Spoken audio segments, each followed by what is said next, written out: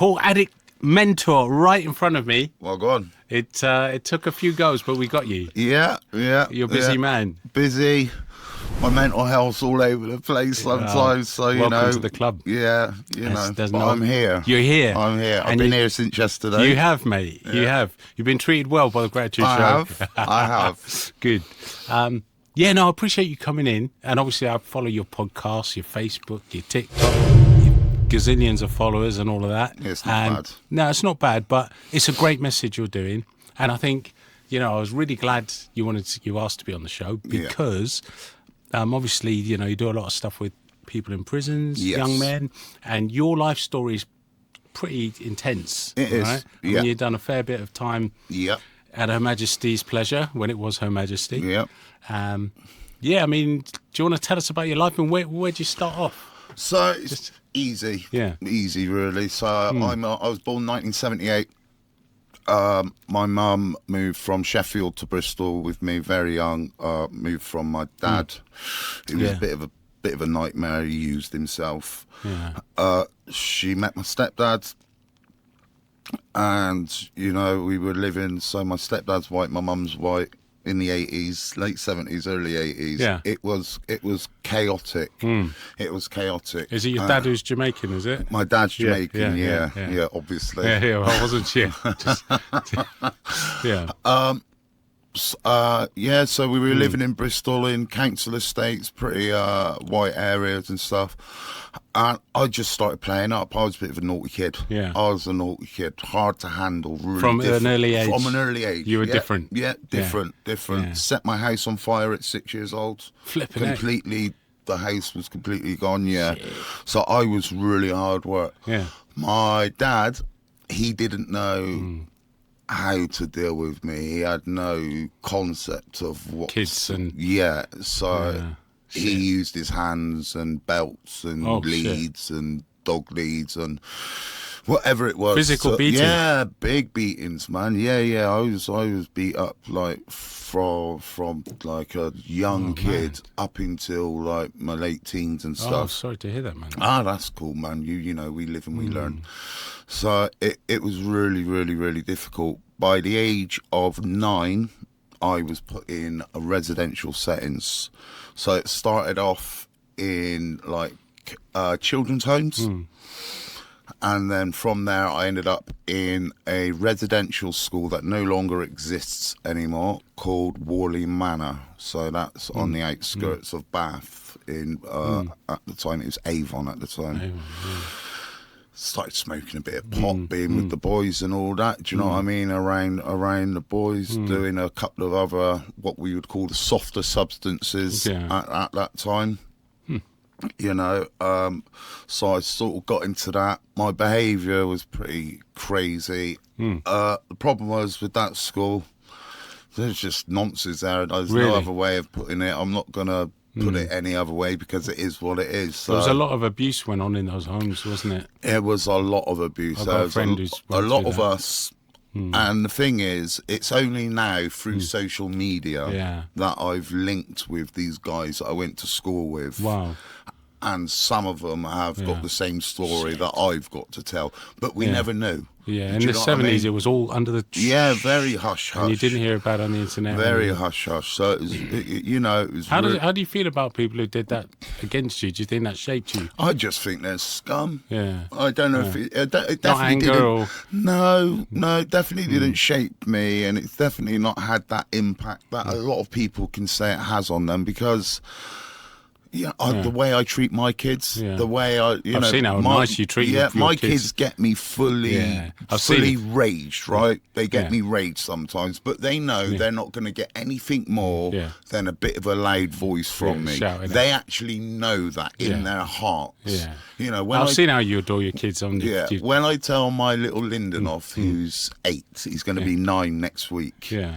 He smiles in my face, which makes me, you're like, you little shit. But it's good because even though it angers me, I know he looks at me and he knows my dad's not gonna, he's a good man. My dad's not going to hurt me. My dad's, That must be terrifying because you think your parents are the ones that are going to protect you.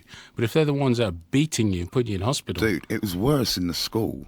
It was worse in the school because these staff were called care staff. That was their name, care staff. We're here to look after you. Care staff. You're all damaged children. So there were 60 of us in this big bloody manor house thing. And it was just chaos. It was absolute chaos. It was disgusting behaviour. Do you know what I mean? Something I didn't talk about up until my late 30s. Didn't even. Really? Yeah, didn't, you know. Didn't want to. Didn't Didn't really want to go there. But, you know, and as we get into it, I'll explain why I had to talk about it and stuff. But, yeah, it was really, really, really, really bad. Some people would blame their later on addiction and crime sprees on their upbringing. Or Well, their definitely my drug addiction comes through a lot of the stuff that I went through. I wouldn't blame it because I made choices. I made choices. There was a time when you had a choice. Yeah, I had a choice, and I decided to make the bad choice. So, you know, I will never put my addiction on anyone. You know, I've had relapses in the past where I could have definitely put it on other people who may have like led me down that path. But at the end of the day, it's your choice. You're a grown man, aren't you? Yeah, No one dragged you. Man. No one's dragging me. No one's putting anything in my hand or in my, you know, down my throat. So, you know, you got to do that. So, I got through school. It was pretty shit. I didn't really see my parents like up until like I was 16. I didn't really see my parents, and so I do my GCSEs at school. I do all right. I do all right, and we hit 16, and they're like, right, you're leaving school now. So you could, you know, I'm supposed to be going back to my parents, and I'm like, fuck that. I don't fancy that at all. Yeah, not 16. Start to be a young man. You're like, I'm not going to stand and be beaten. So I just got off. I got off and I went to Bristol from like at 16, just made myself homeless, do you know what I mean? Really? Just linked up with all the homeless people, all the drinkers, all the smokers, all the tokers in Bristol. Now you got to think this was 1994. Jeez. So the homeless community in Bristol was massive. It was the central hub for the entire southwest of England for homelessness, right? God. Everyone used to come from absolutely everywhere because you've got night shelters, you've got soup runs, you've got places you can go, charities. They're quite good like that, Bristol. Yeah, Bristol's got a lot of that going in the city centre. So I'm now sort of dossing, sometimes sleeping in car parks, sometimes sleeping in the night shelter and stuff. I'm drinking a lot, you know, getting into crime, doing Valium and pills and, you know, just being a stupid kid, really. Well, just being unguided. Yeah. An unguided lad. So, before I hit 17, I'm arrested. I've got no fixed abode. I'm up for loads of little charges, theft from motor vehicles, stuff like that. So there you go, you've got nowhere to live. So it's either a remand facility, young offenders, or a hostel. Okay. So they made the decision to put me into a hostel in Gloucester at the time. Yeah.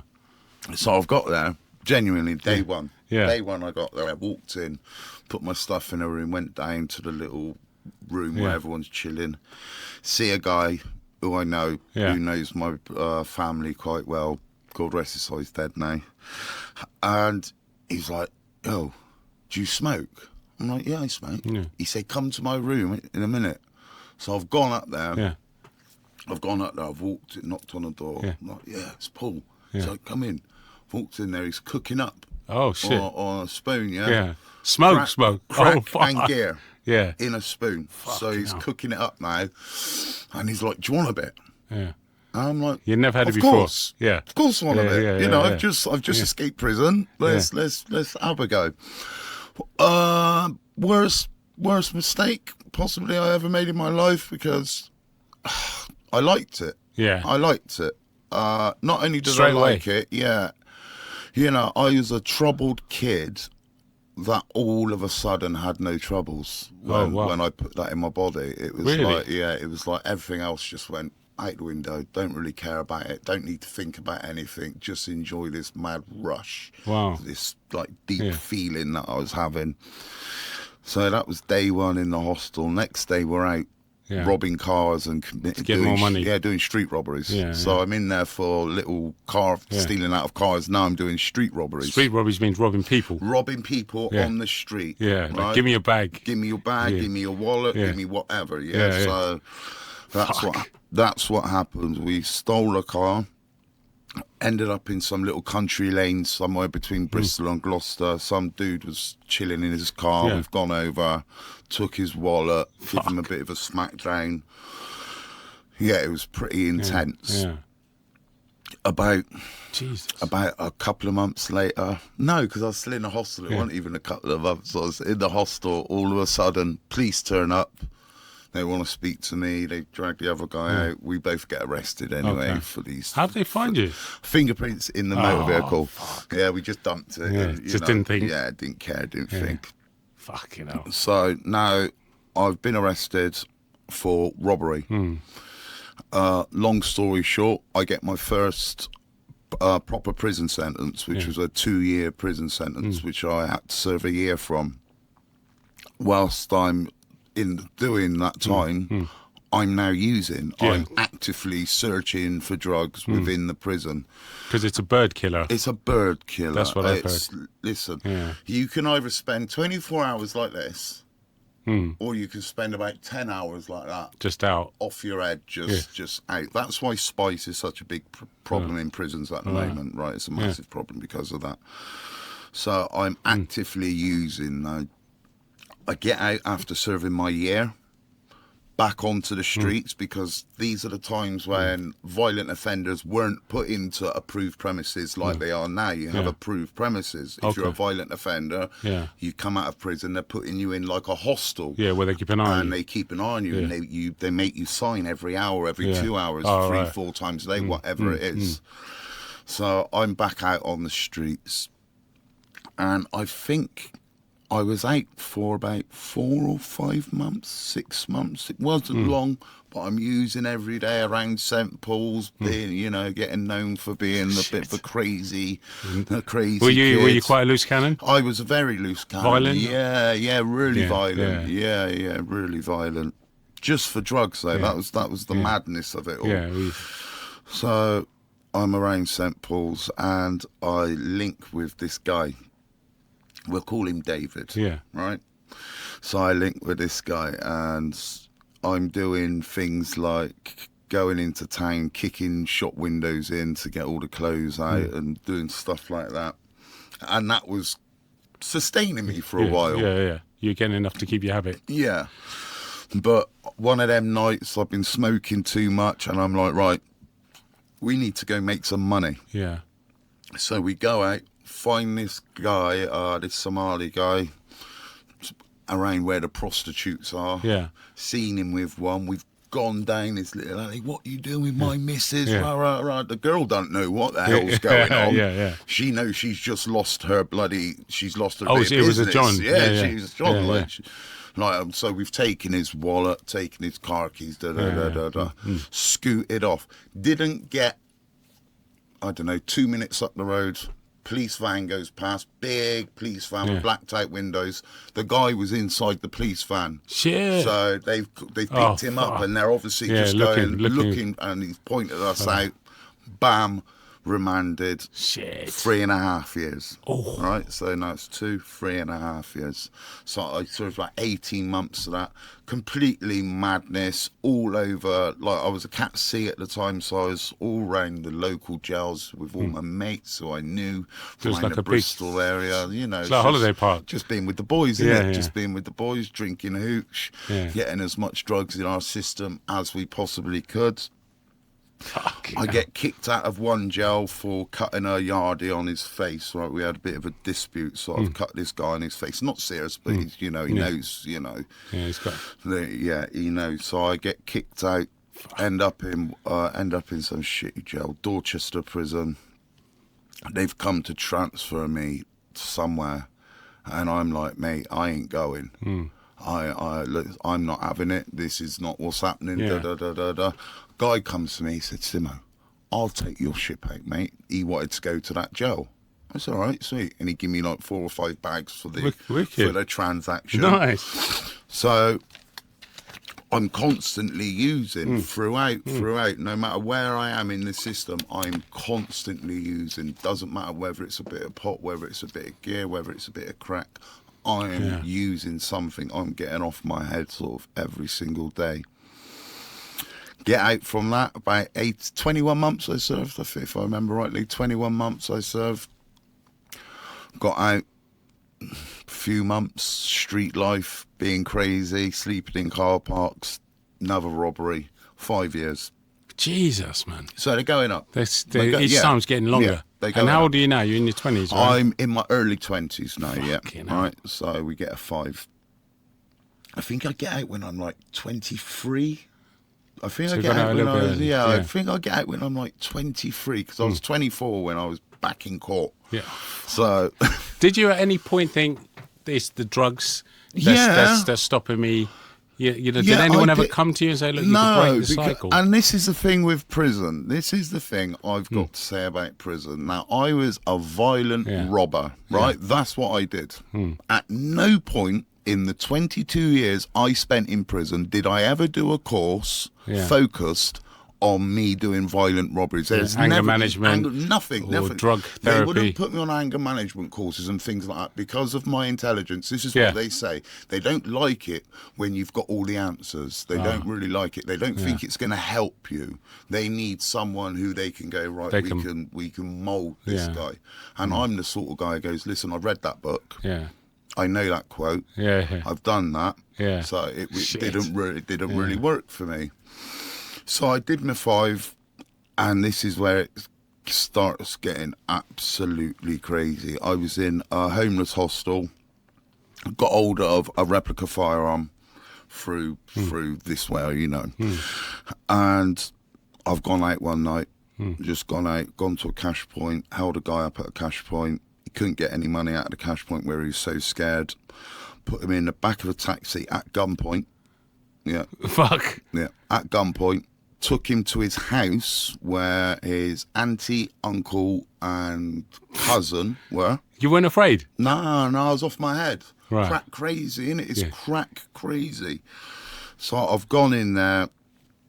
Anyway, I've ended up getting bank cards, some money. You've robbed them all? Jewellery, yeah. Fuck. Left with the guy I'd originally robbed. Yeah.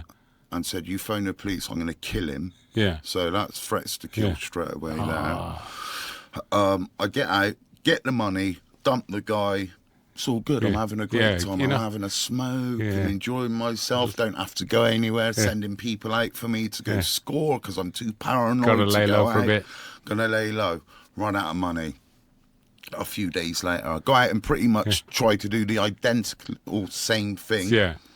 Get caught. Get gripped up on the spot. No. Get gripped up on the spot. By who? The security guards to start with, because this is Bristol Town Centre. Yeah. This was like a Saturday and you had night. a replica piece. So he was pretty brave. They were fully brave, man. Yeah, they weren't messing about at all. So they've twisted me up. Anyway, I end up in the police station. Sat there talking to my solicitor, and he's like, right, Paul, this is your 4th robbery. Now it's with firearms.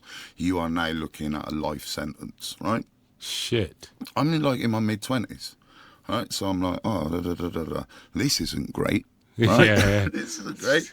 As I'm there, because I've been arrested for this thing, a police officer comes up to me and goes, we're looking for someone that fits your description for something that's very similar to what you've just been arrested for. Oh, fuck. Yeah. So I got arrested for 4 or 5 kidnaps, a false imprisonment, possession of firearms, like 5 robberies. Whole fucking menu. It was absolutely everything. Go Bristol, go HMP Bristol, on remand for 11 months, go to trial, run the trial, getting high, at court, in court. Like, mans were giving me... Everyone's thinking I'm getting a life sentence, right? So in jail, they're looking after you. They're like, bro, don't worry. Blah, blah, blah. The day I'm supposed to give evidence, I smoked like 15 pounds worth of heroin in the court cells. I'm completely fucked. Don't really remember what I said in the dock. Can't really remember. To be fair, I didn't really care at the time. Do you know what I mean?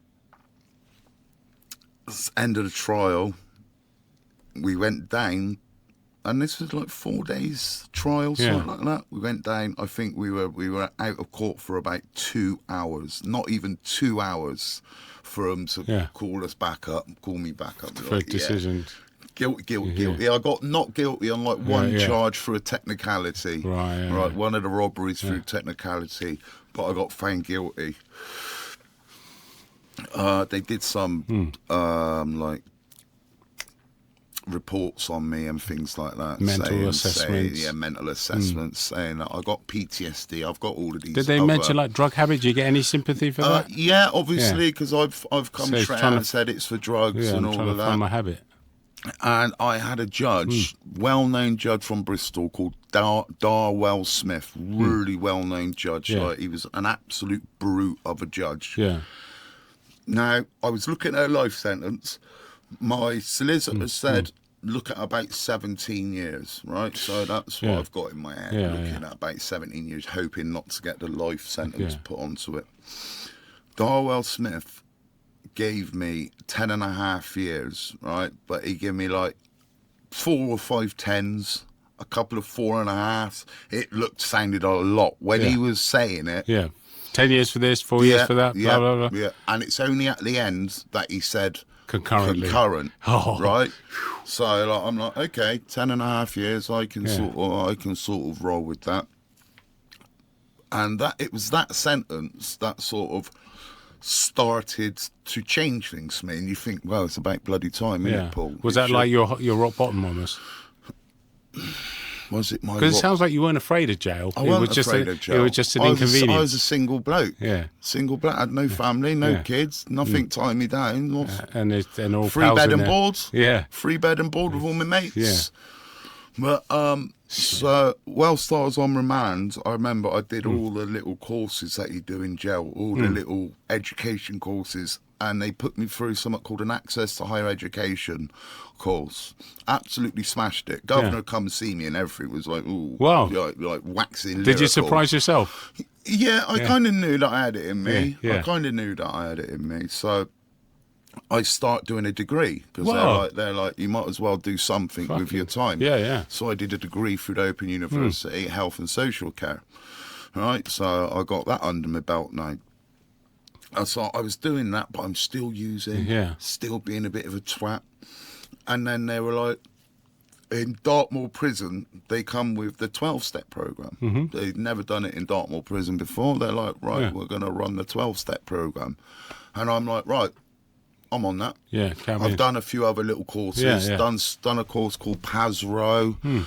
Worked with the Carrots team, like they were like the drug team within the jail. So I've done quite a few small courses just to tick the boxes. Tick the box. Yeah. So they put me on the 12-step program. Now we're on our own little level in the jail. It's all locked off from everyone else. It's very intense. Right, very, very, very intense. You know, you're doing daily diaries. You're having to do your life story. You're having to do NAAACA meetings every single day. Have they got all of those fellowships in there? Not really. No, that's the problem. We were sort of running our own groups. We've just got all of the literature. You know, and I got through it and I did it, and then I stayed on to be peer mentor for a little bit. Yeah. And then I got offered open prison, which is, you know, most of us got offered open prison because we did the 12-step program, to be fair. Oh, right, that's good. Right, it was. Well, they could see that you were trying to help yourself. Yeah. So I, like I said, this must have been about 10 months I've done 12 steps, right? Yeah. Got my little wooden cross around my neck. Yeah. Bought right into all of that spiritual God stuff.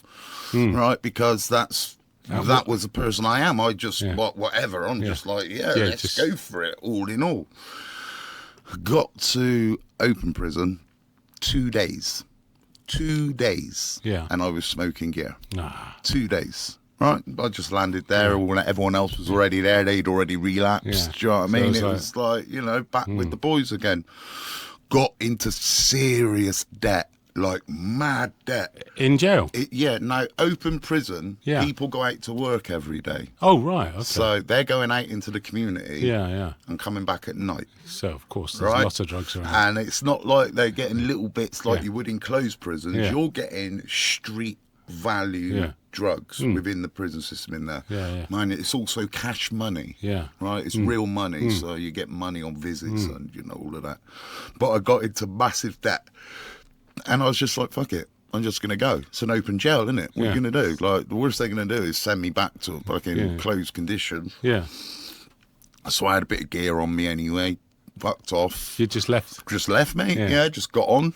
Yeah. Got nicked somewhere, like just walking down some random road. I'm like, So you didn't have a big plan. I'm going to get this bus, get that train, and go to the Highlands. No plan. Fuck and that, live in a mate. hut. Yeah, I was like, let's get me back to closed conditions, man. I wasn't looking to escape. Oh, really? Yeah. I Fucking wasn't hell. looking to it. I'm doing time. At this time, I got like 2 years, 18 months left on my sentence. Oh, so you might as well finish it. Don't go AWOL. Yeah. The worst they're going to do is give me like a couple of extra days for absconding. That's all. That's all they're going to do you for. Yeah.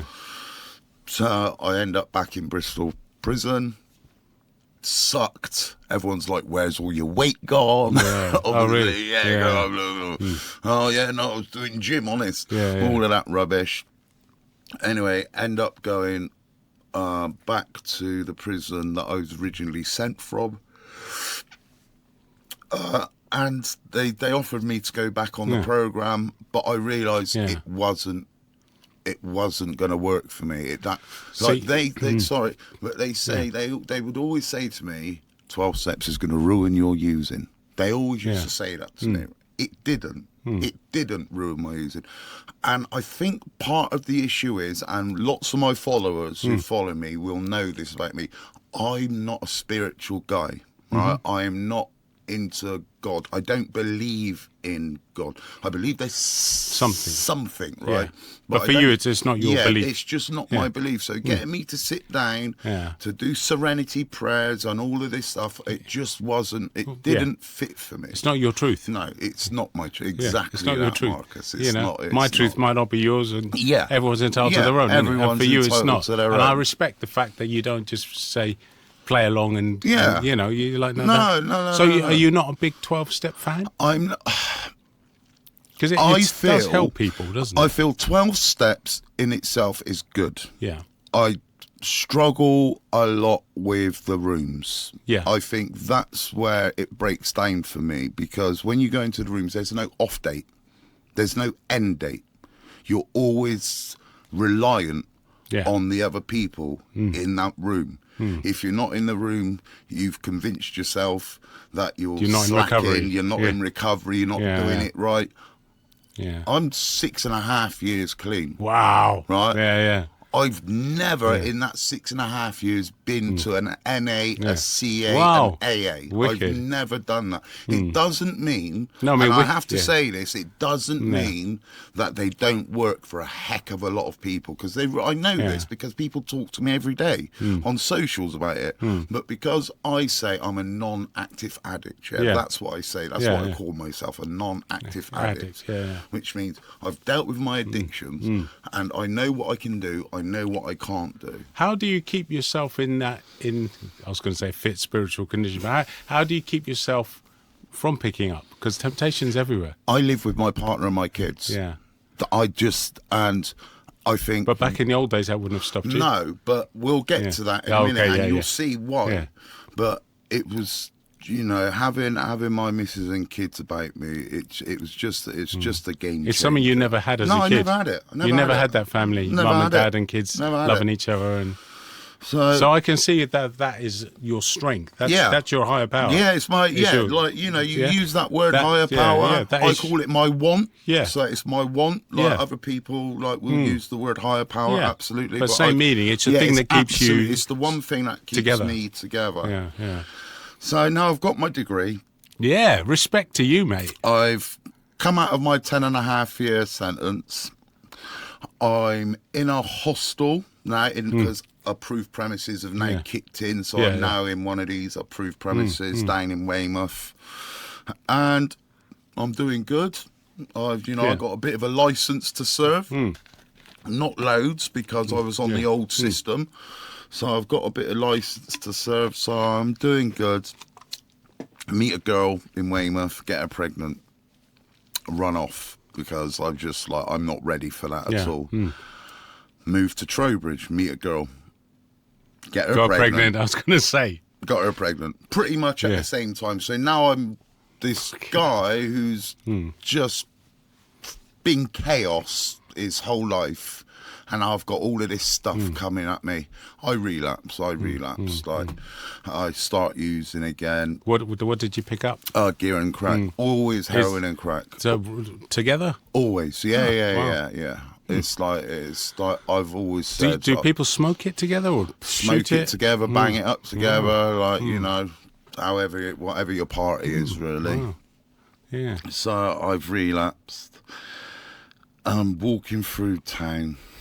I see this guy. So you got to think this is like this is 2010. Yeah, coming into 2011, I see this guy. He's got 2 brand new mobile phones he's trying to sell in one of these cash converter things. One of them shops, yeah. So, and they're giving him a knockback. I've gone, bro, come here. I can sell them for you. Yeah. Took him to a secluded place. Called my dealer. Said, listen, I got 2 brand new phones. Come meet me. Yeah. So, Already? Yeah. I didn't care. Dude.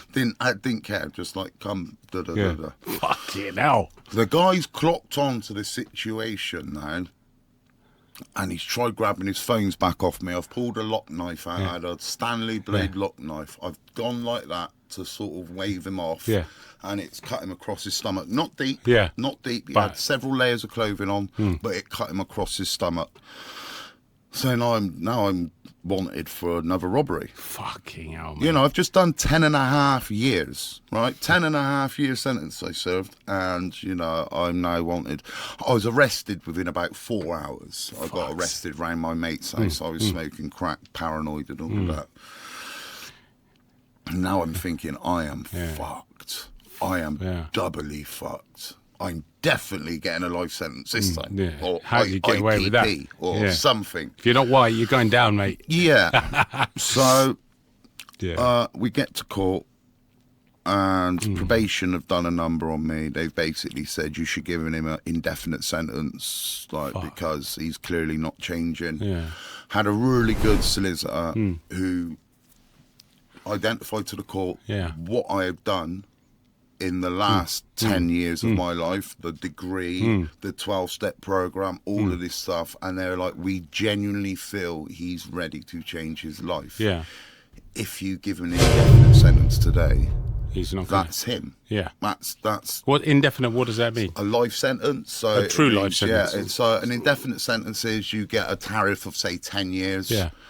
And at the 10-year mark, they start considering you for release, but you could be in for. But they don't agree to. You could be. You'd be there 25 years or your whole life. Yeah. Or your whole life. Yeah, whole life. Fucking hell. So I'm really cacking myself, really, and the judge was an absolute gem. That's all I could say, really. He gave me a 9.5 years EPP. So what that basically meant is I served about 3.5 years in prison, which wasn't that bad for me. No, for you, that's walking apart. Change, change.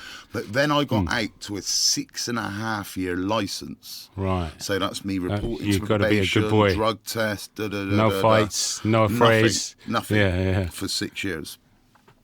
I get out, meet my partner, move in with her and the kids. It was just her son at the time, Frankie. It's my little boy. It was all good. Relapsed again.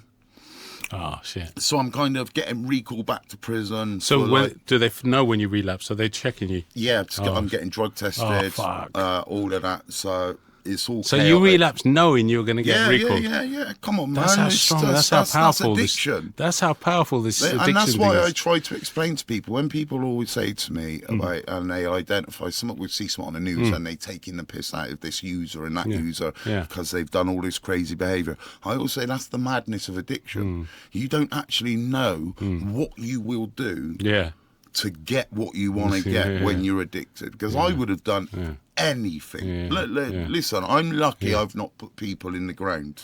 Literally, because my brain at some point went off in a different direction that many people would fail to sort of understand. They haven't walked that walk.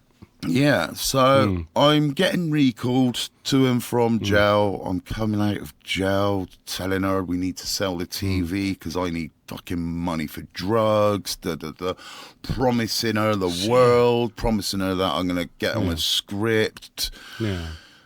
And this is where it joins up nicely now. So I'm doing my last bit of recall. Now, I've been recalled now till the end of my licence. Okay. So this is through COVID as well. Okay. I was high-risk COVID. For a year, I was in a cell on my own, didn't see anyone else. I have no spleen, right? So I was like... No spleen? No, I have no spleen. Well, it's part of your stomach. Your stomach, yeah. But why do you have no spleen? I got hit off a push bike when I was a kid. Oh, right, I see. I got you. Oh, so that's why you were zero tolerance. Yeah, so I was the high risk, getting letters from 10 Downing Street and all that crap at that time, saying, listen, you can't be around people. So how it worked for me, well, through COVID, was they would unlock me before everyone else. Yeah. I'd get a shower, get a phone call, get locked up for the rest of the day. Once the core day's finished, everyone else is locked up. They'd let me out again for another phone call. But that was my day for like a year. Fucking hell. How did you handle that? It was crazy, man. Because there's no mobile phone. No, nothing like that. It was crazy. It was genuinely crazy. But I'm in there, and I'm phoning my missus, and she's not picking up the phone for about a week. I could not get hold of her. I just thought, girls and their phones. And this email comes under my door, right? You get email a prisoner, so it's a way of it's like paper, writing a letter, Not putting up with it anymore, not having it, breaking up with you, And you'd had a son with her by then? Yeah. Oh, as well as her own. As well as her own. So I'm like having a complete meltdown. I'm like, Paul, right, you need to really deal with this situation properly now. If you phone her, kicking off, that's not going to solve anything. The nail in the coffin. Yeah, so I messaged her, I said, listen, I've got your email, can we talk? The next time she answered. Yeah. And I was like, right, I'm going to sort my shit out. From today, I'm going to sort my shit out. And that was May 13th, 2019. Jeez. Right? Wow. Because up until that point, it was kind of like I was taking the piss. I'm like, she's just putting up with it. Because she loves you. Because she loves me. Yeah. She's going to put up with it. She's going to continue to put up with it. Do you know what I mean? So that's kind of how it went. And I got out and I'd made her a promise and I stuck to that promise. And it was really difficult for her when I got out because now I'm off licence. Yeah. Now, I've never been off licence right, since the mid-90s. Yeah, Jesus. Up until 2021, right? I've never been out of the system. So now I'm out of the system. Now social services want to get involved because now I'm out of the system and you're around the kids. Around the kids and you're dangerous. I've never been dangerous before around my own children, but now I'm off licence. I'm a danger. So we had to challenge, we really had to challenge social services. We had to get another social worker. I was like, listen, if this new social worker finds what this old one, like, we'll put up with it. Within like a month, we were off everything. Oh, every fantastic. Because they were like, nope. They've looked at you, they've looked at your paperwork, and they've just made prejudgments. You know what I mean? Gotcha. I've never had any DV, nothing like that. But they looked at my offences against persons on my thing, and they made a whole thing about it. So that was 2021. And I get out, and I'm, I'm clean. I'm doing my thing, and I'm like, what can I do? What can I do? I was like, I'll set up a little Facebook group, a little recovery group. I called it like Clean Addicts UK. It was massive. I had massive ideas. It was massive. And I got like 200 people in it. It was all right, but I wanted more. I wanted more. And someone give me the idea of going on TikTok. You ever been on TikTok? Do you know what TikTok is? I'm like, no, I've no idea what TikTok is. So I go on this app, set up a profile, and just start live streaming. Like, just start talking to people in the morning. Like my 9 o'clock chats we used to do, 9 o'clock in the morning, 7 o'clock at night. What, talking about what? Just recovery. Oh, right, just pure recovery. Everything recovery. Just like, it doesn't matter whether you're 12 steps, you're in the rooms, or you're self-recovering like I am. It doesn't matter. It was just all about recovery. And I met some guys through it. And one of my mates, Simon, big up Simon, who's in Poland, he's an absolute legend. He contacted my local newspaper. Now, he's in Poland. He contacted my local newspaper in Swindon. He was like, you lot need to get on this guy. Wow. You need to get on this guy. He served this much time, da-da-da-da-da. They come out, they do a little article on me. Right? Wow. I'm like, hey, great, little thing, front page. It was really cool. From there, everything just picked up. I was picking up thousands of followers on all my apps. Even my little group that I set up with 200 people in now, sitting with over 1,000 people in it. Wow. Do you know what I mean? So all kind of just... all started snowballing. And then I got the shout from Sean Atwood, who is like, he's just a massive... crime sort of podcaster. He's like huge. He's huge. Oh yeah, he is huge. That was my first podcast. So was that it? Was, like, wow. Do you know what I mean? To get on a big one. But you got the credentials, man. But I Your had CV the was top notch. Yeah, so it was as far as you're well deserved there. It was top notch. They were more interested in like the prison stories and stuff like that, and I didn't really mind that because it was getting me out there. Yeah, of course. From there, I've done a few more podcasts. I've travelled all over the place doing podcasts. And then I was like, right, I want to get into schools. I want to get into schools. I want to get into colleges. Mentoring. I'm not a charity. I'm nothing, right? I'm just my own person with my own experience. So I just contact these places. Wow. So off your own back. Yeah, off my own back. Yeah. I'm like, send them a few newspaper articles, send them clips on the TV stuff. Right, boom. Right, this is what I want to do. Let me come into your school. I've done a couple of local schools in Swindon. I've done a couple of schools in Bristol. I've done a college in Swindon. Wow. Which has been really great. Then I got into Chelmsford Prison to do some talks up there. And that's when I got a mad phone call from a production company going, we've got a TV show that we're interested in. It was called Banged Up. You may have seen it on Channel 4 last year. Banged Up, right? Are you on that? I got paid to be on it. Okay. I got paid to be on it.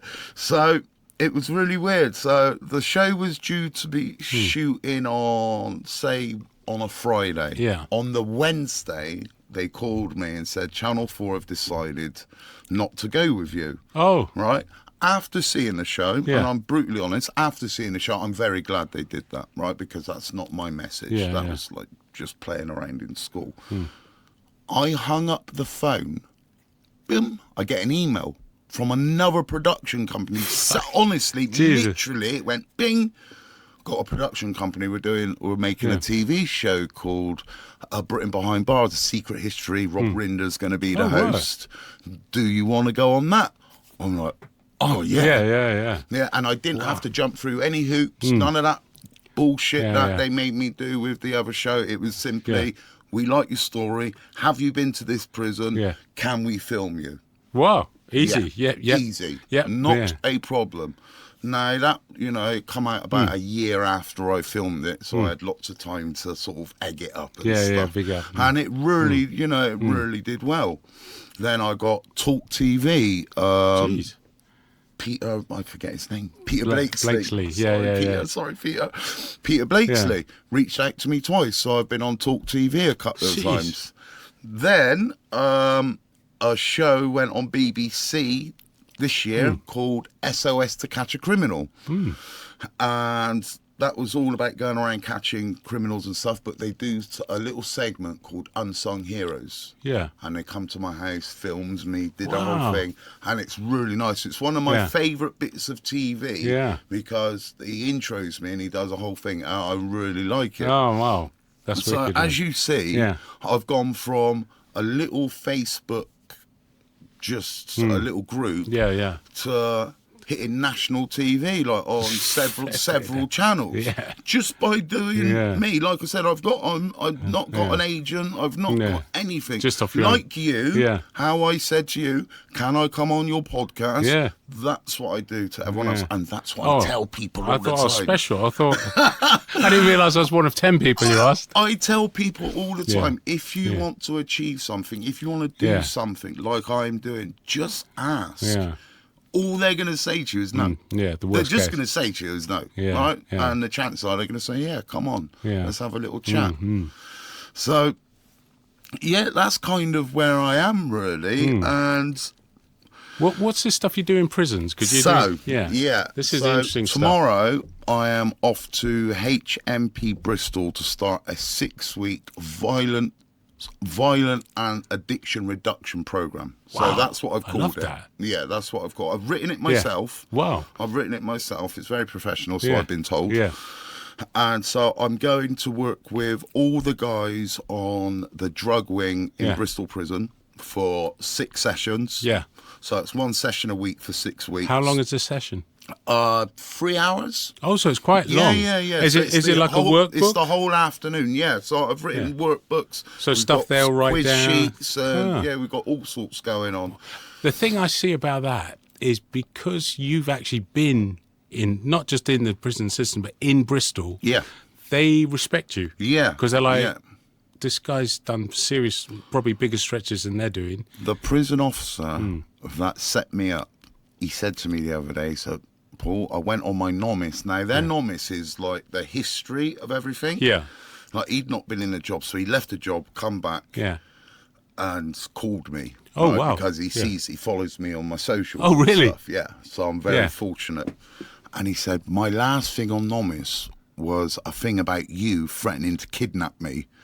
And now I've got you in working in the prison. That's mad. Do you know what I mean? That's how full circle it comes. And don't let anyone tell you you need to be checked, all of these checks. Because if you're someone like me, who's done 22 years in jail, they know you'll pass. There is 0 point in you getting A DBS check, see if you've done anything dodgy. Because they know you've done stuff dodgy. So I'm in that really fortunate sort of position where I'm able to go into the prisons without all of that added headache. I don't charge. I do it voluntary. All they cover is my travel. Wow. Right? Wow. So I'll be up and down like I wrote this But course. don't the prisoners think, well, why do they say to you, why are you here? You've spent 20 years in jail. Why would you want to come and spend a week, an afternoon in jail? So when I did Chelmsford, that was one of the, so I did Chelmsford prison 2 or 3 times. Yeah. And that was one of the biggest things. Why are you doing it? Yeah. I'm like, because I want to actually do it. Yeah. It's not all for nothing.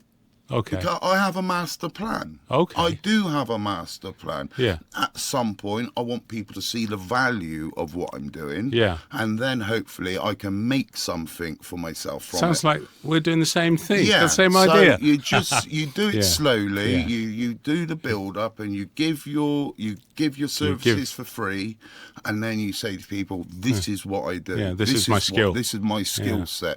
Please value my skill set."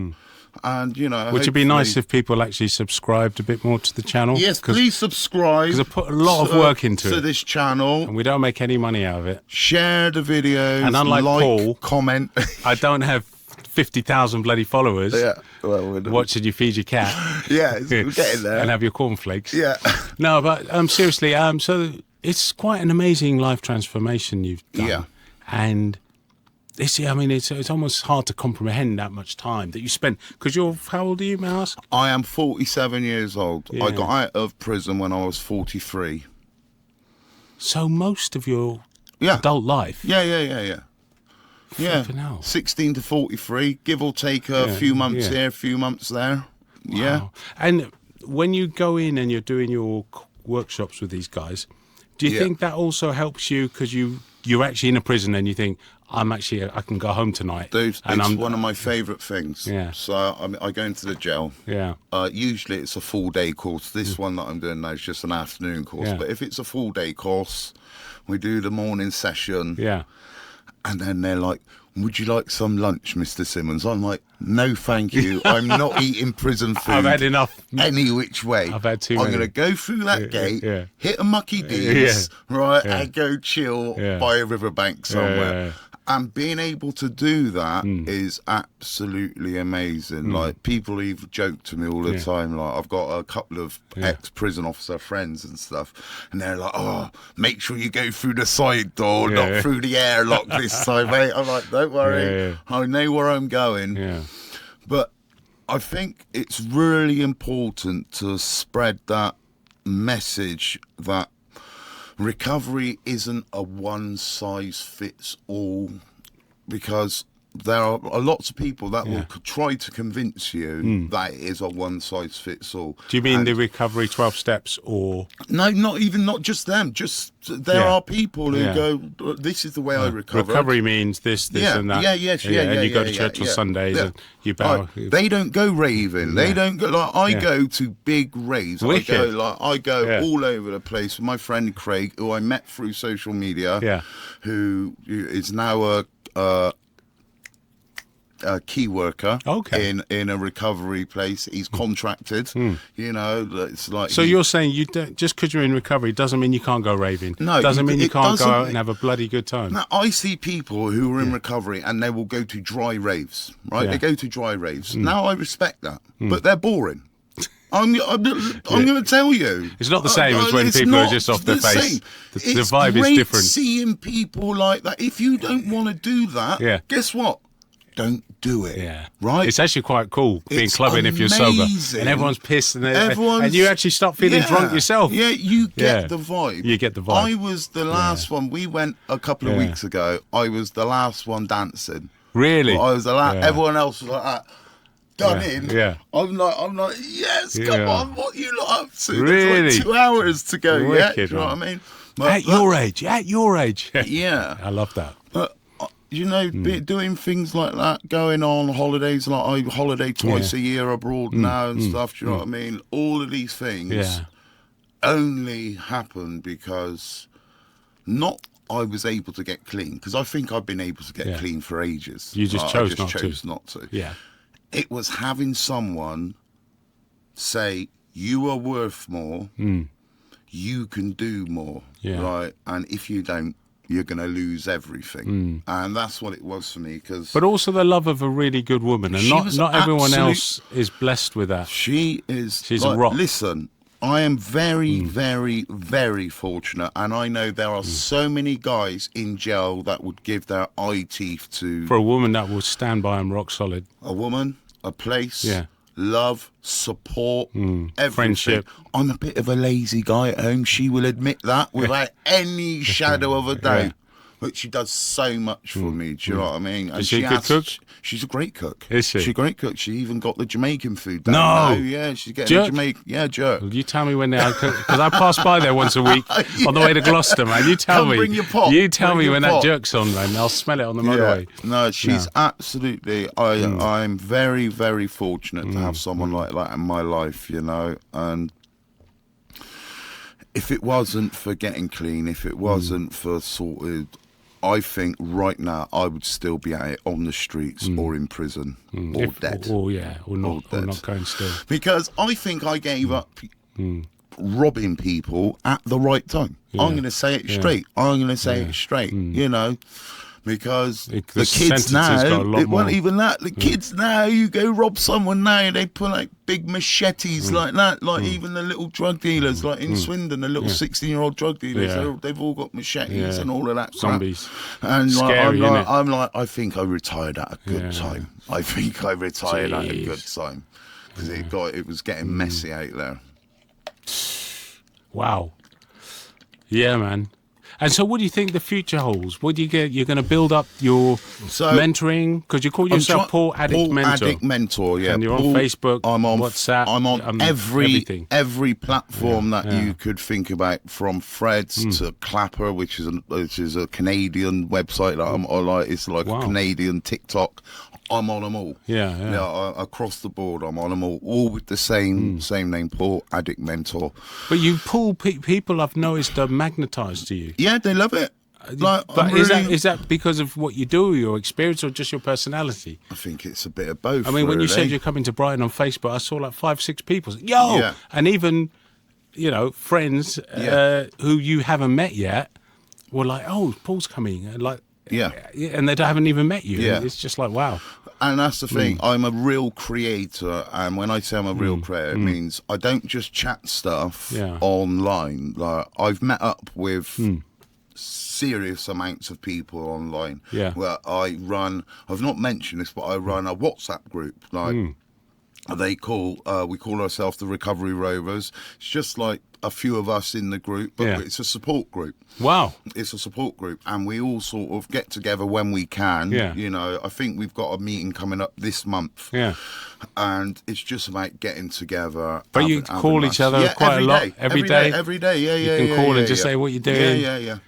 And is it recovery? I mean, you talk recovery, or because when I've heard you chatting, it's just banter. It could just be banter. It used to be when I set it up. I was very strict. Let's just keep it recovery based, mental health based. Then I realised I was being a bit of a twat, and people just want somewhere they can come and have a chat, have a laugh, because a lot of people living alone, dealing with addiction, dealing with recovery. It's a lonely place, I can imagine. Lonely place, And I've had people, like, I did a live stream last night, and I've got a couple of people to add to the group today. Like, I've not done yet. They've sent me their numbers, and that's the thing, everyone. I will add people, because that's, you get. Well, we'll put the links on the channel, and hopefully you'll post as well. And so to the podcast, to the WhatsApp group, and some of your stuff. But what an interesting story, man. Because you've also got documentary out about you. Yeah, so I met a guy in 2022. His name is Jim. He's from Bristol. He was at Bristol University doing a master's in film and all of that. Messaged me out of the blue. He's like, right, I need to do a final piece for my degree.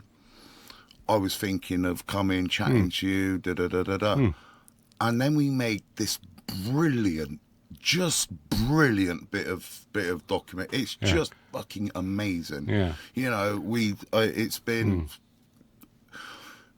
for its end of year assignment, we went to a big cinema in Bristol, and they played it on the big screen. There was a few films from all the different people, but we got the chance. I had a few of my friends come. That must have been awesome, man. It was the feedback afterwards. So many people going, so when is that going to TV? When you go to TV? And we are trying. I've had talks. I've been to Channel 4.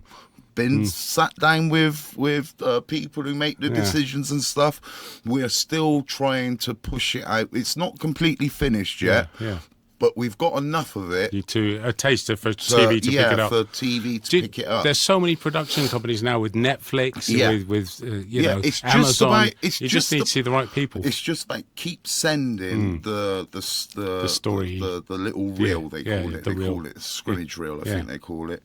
I'm just keep sending it. And someone will see it and go, oh, that's a nice project. Yeah. I'll put that out on Amazon Prime or whatever. So love that. That's what we're doing. Big up Jim. He's absolutely amazing. He's a very busy man, but he's still fighting our corner to get it on the big screen. So hopefully that'll happen. That's amazing. So finally, I mean, what you got plans? What's your future plans? Just going to keep going with the mentoring? Keep going with the mentoring. Excuse me. That's all right. I'd like to set up some sort of drop-in recovery, sort of free recovery drop-in sort of thing.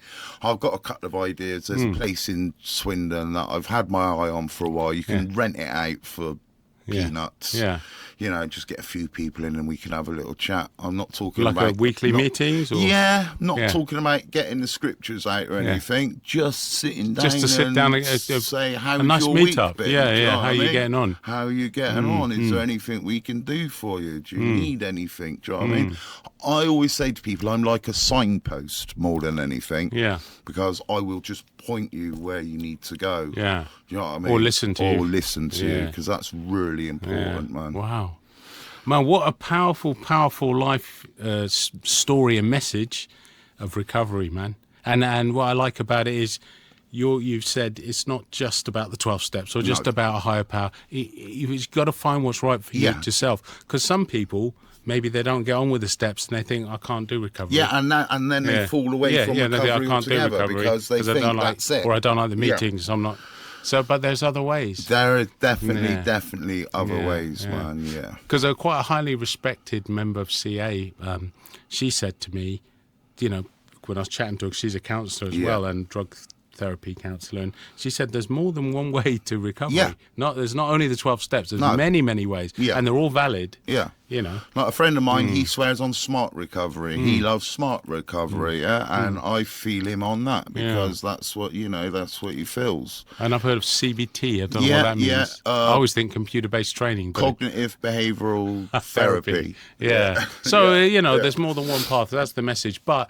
The main message, I guess, is no matter how shit you've made your life and what a state you've made it, you can turn it around. It can be turned around, like even if you've done 20 years. 100%. And that's what I say to people. If I can do it, and I was a complete mess. I was sleeping in car parks. Not sofa surfing. I was street homeless, needle using, like, wreckhead. And who will mug you as well. And who would mug you. Like, have you seen some of the early photos of me, mate? I've seen you, mate. Trust me. I did not look a nice guy. I would have just handed you my watch. You wouldn't have had to hit me. I would have said, here, man. It was bad. So if I can do it, then I genuinely believe anyone can do it. Wicked, mate. We kind of end the show. I come round, give you a little hug. Yeah, man. And Chris will maybe grab a few pictures. Yeah, man. Thank you so much. Wicked.